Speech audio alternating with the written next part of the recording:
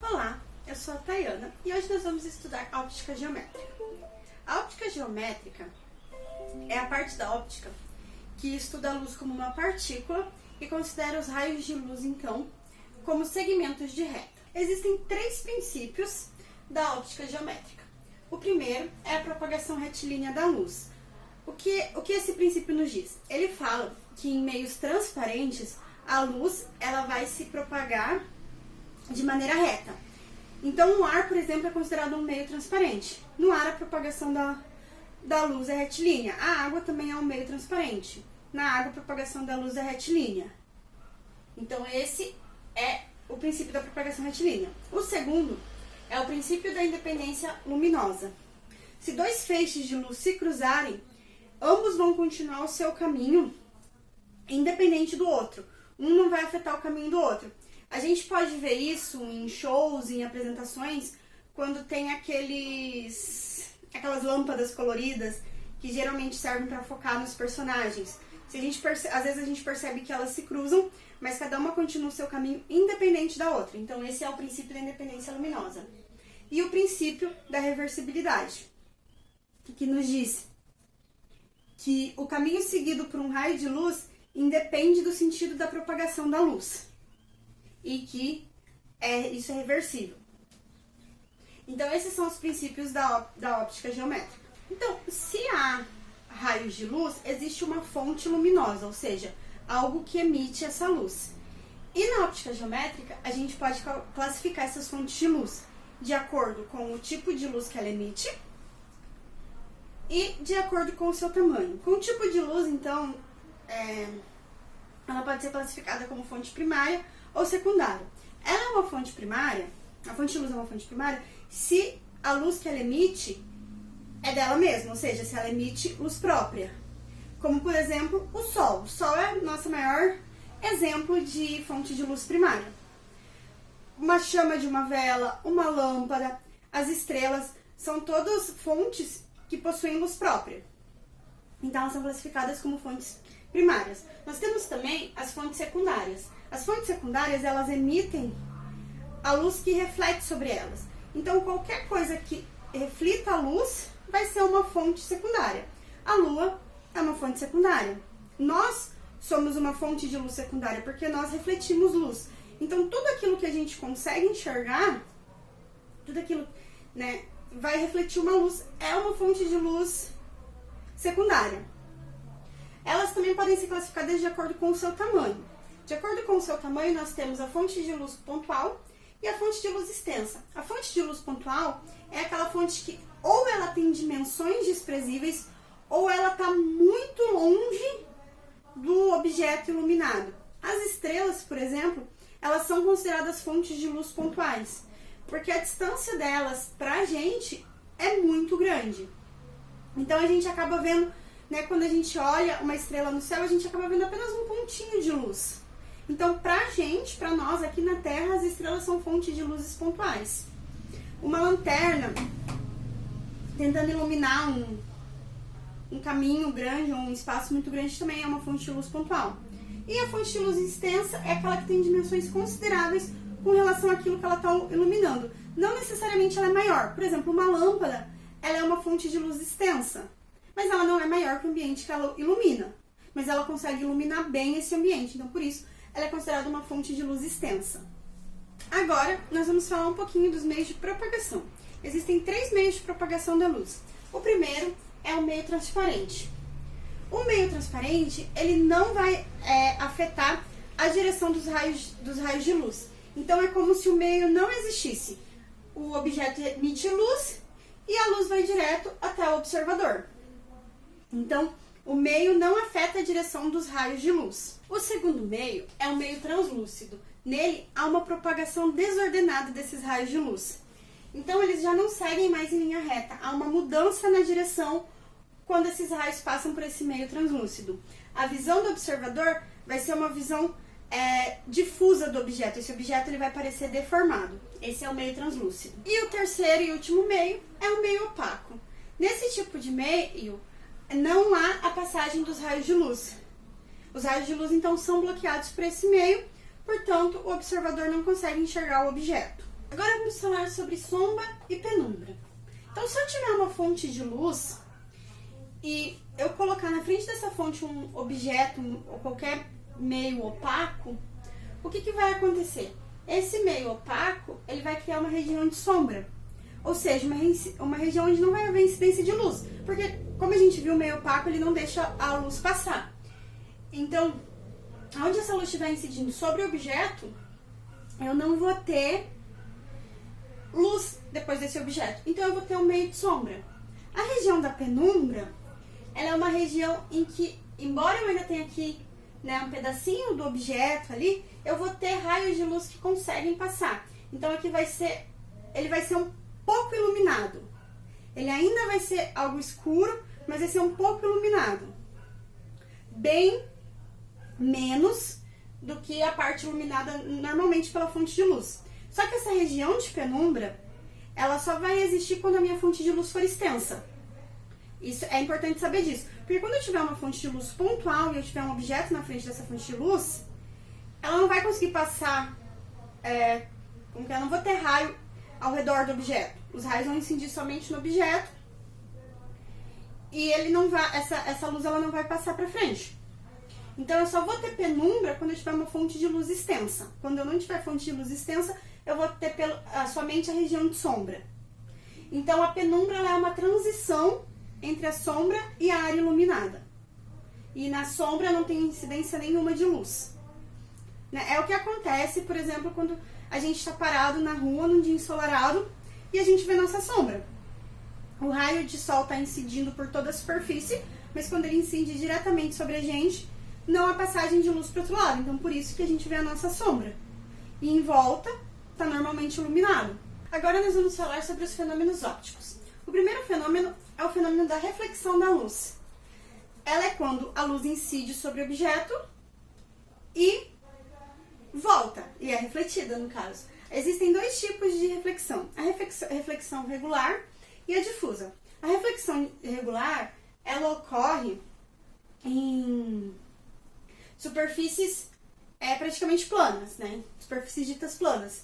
Então ela vai incidir, o raio de luz ele vai incidir e ele vai refletir da mesma forma, né? Os raios de luz refletidos eles não vão se cruzar entre si e a gente vai ter a formação de uma imagem regular. Já a reflexão difusa, ela vai ocorrer em superfícies que apresentam irregularidades. Então os raios de luz eles vão bater na superfície e vão ser refletidos, mas de uma maneira irregular. Eles não vão seguir o padrão da reflexão difusa, que tem o mesmo ângulo de reflexão. Então, cada um vai ter um tipo de ângulo e a imagem refletida ela vai ser irregular, ela não vai ser uma imagem tão nítida. Agora vamos então falar sobre a refração. A refração é um fenômeno que ocorre quando tem a propagação de luz em dois meios com um índice de refração diferente. Então aqui, por exemplo, eu tenho ar e água como meio de propagação de luz. A luz está vindo aqui com um ângulo de incidência com relação ao normal. E quando ela passa para a água, a gente pode ver que a inclinação muda. E de novo, meu ângulo está errado. Não é aqui.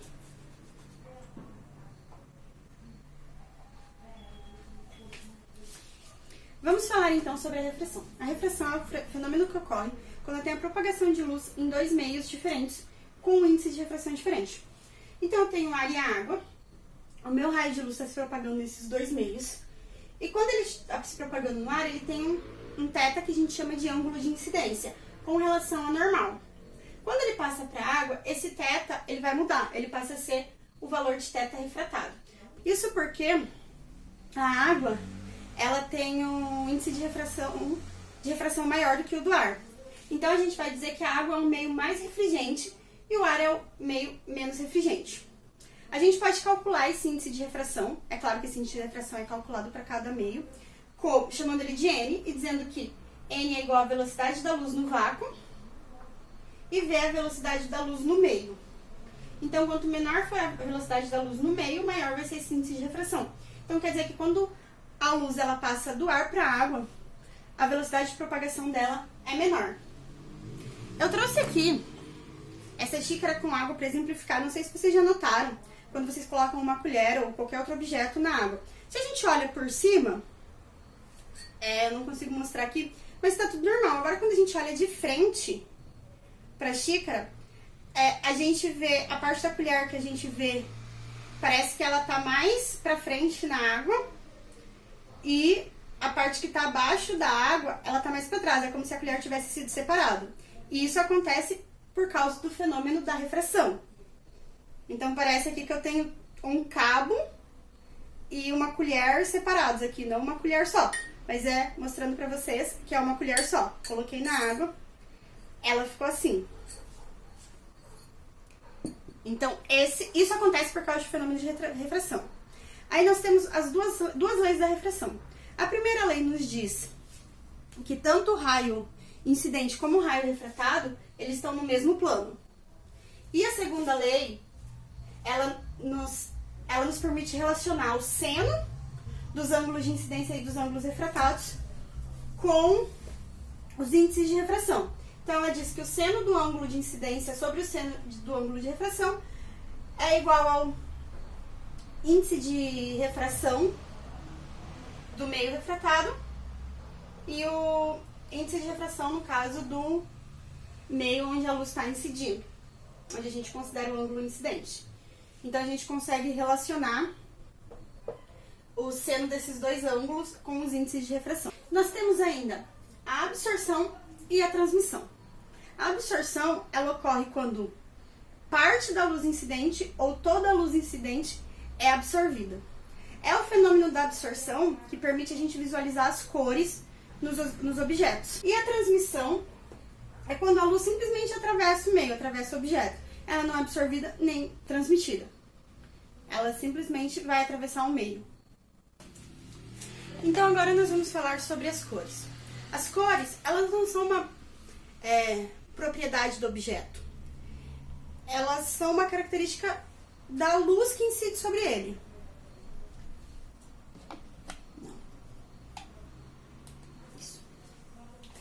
Então agora nós vamos falar sobre as cores. As cores, elas não são uma propriedade do objeto. Elas são uma característica da luz que incide sobre ele. A luz branca, ela é formada por todas as cores. E conforme ela incide no objeto e o objeto reflete uma cor, essa é a cor que a gente vai ver. Então, as cores, elas ocorrem por causa do fenômeno da reflexão e do fenômeno da absorção. Então, eu tenho aqui, por exemplo, essa caneta. Ela é rosa, né? O corpo da caneta, ele é rosa. Isso significa que esse corpo, ele absorve todas as cores que incidem sobre ele, mas reflete a cor rosa.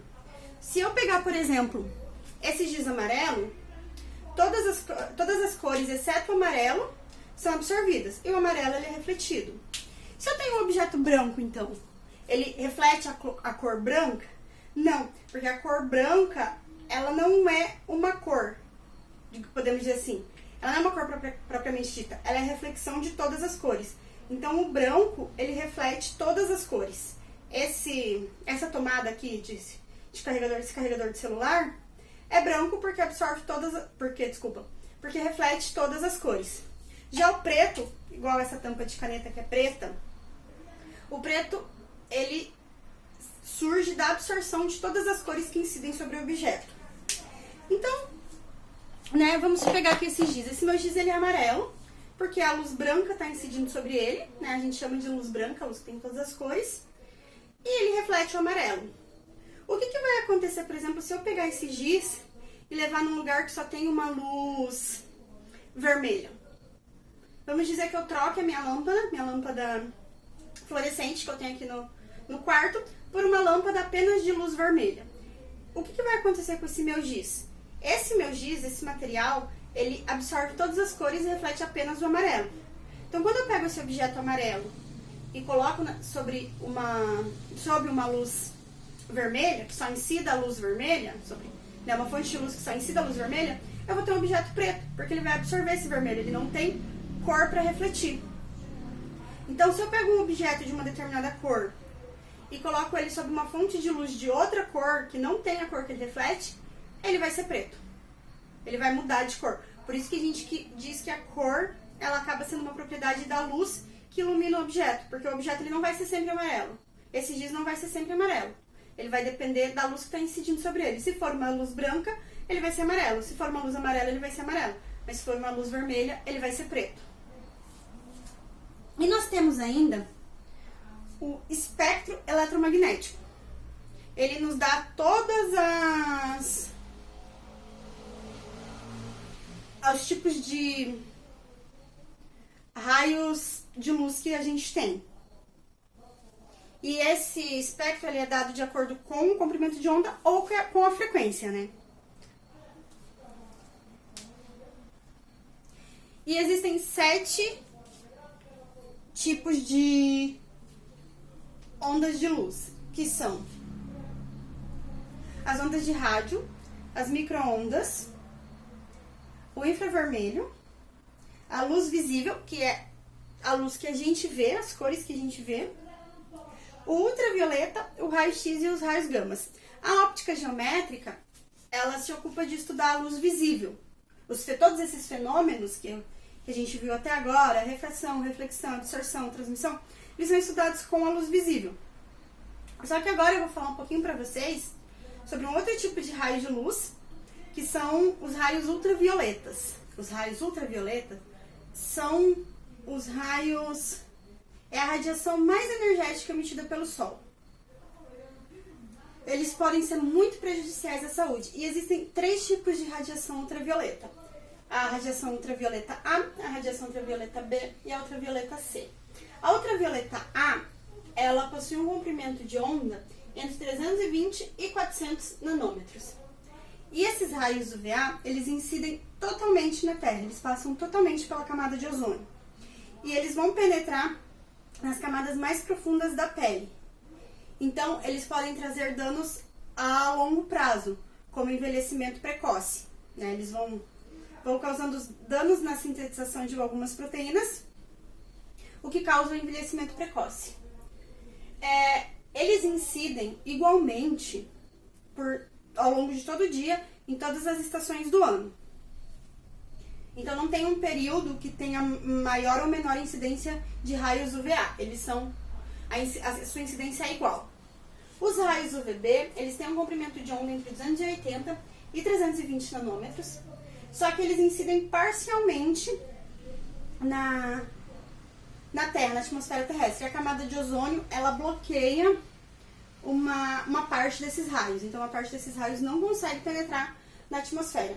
A sua incidência, ela é maior no verão, em altas altitudes e em locais próximos à linha do Equador, nos horários entre 10 e 16 horas, ou seja, às 10 da manhã e às 4 horas da tarde. E os raios UVB, eles atingem a camada da superfície da pele. Então, eles vão causar queimadura, manchas, né? Vermelhidão. Sabe quando você toma sol e fica todo vermelho? Isso é causado pelos raios UVB. Por isso que pede-se, né, eles recomendam que seja evitado o sol entre as 10 da manhã e as 4 horas da tarde, porque a incidência de raios UVB é maior. E esses raios eles vão atingir a superfície da pele. Enquanto os raios UVA, a sua incidência ao longo do tempo, ao longo do dia, né, ela é igual. Então não tem um horário melhor ou pior, né, mas é extremamente importante utilizar a proteção. E os raios UVC? Os raios UVC, eles são os raios mais nocivos dos raios ultravioletas. Eles têm um comprimento de onda menor que 280 nanômetros, só que eles não incidem na Terra. A camada de ozônio, ela bloqueia totalmente os raios UVC. Então, a gente falou que os raios UVA e os raios UVB, eles vão causar danos na sua pele, e a exposição a longo prazo pode trazer outros danos, como surgimento de sardas e até mesmo câncer de pele. Por isso a importância de se utilizar filtro solar, para que esses raios não penetrem a pele. Só que os raios ultravioletas, eles também trazem alguns benefícios, que são, entre eles, está principalmente a sintetização de vitamina D. Eu, por exemplo, sou uma pessoa que eu tenho vitamina D baixa e eu preciso fazer suplementação. Hoje em dia é muito comum esse índice de vitamina D baixa justamente porque as pessoas elas não se expõem tanto ao sol. Todo mundo geralmente trabalha dentro de um escritório, dentro de uma sala fechada, acaba evitando sair ao sol, andando sempre de carro. Então é importante você tomar sol. Não, né? Não é porque os raios eles trazem alguns malefícios que você não se deva se expor ao sol, mas sempre com alguma proteção e evitando os horários onde a incidência de raio UVB é maior. Então, ao mesmo tempo que eles são prejudiciais, eles também trazem alguns benefícios, né? Então, esses raios acabam trazendo uma dualidade. A gente precisa se proteger deles, mas não muito. A gente ainda precisa deles para sintetizar algumas vitaminas no nosso corpo. Então é isso, essa foi a nossa aula de óptica geométrica. Muito obrigada!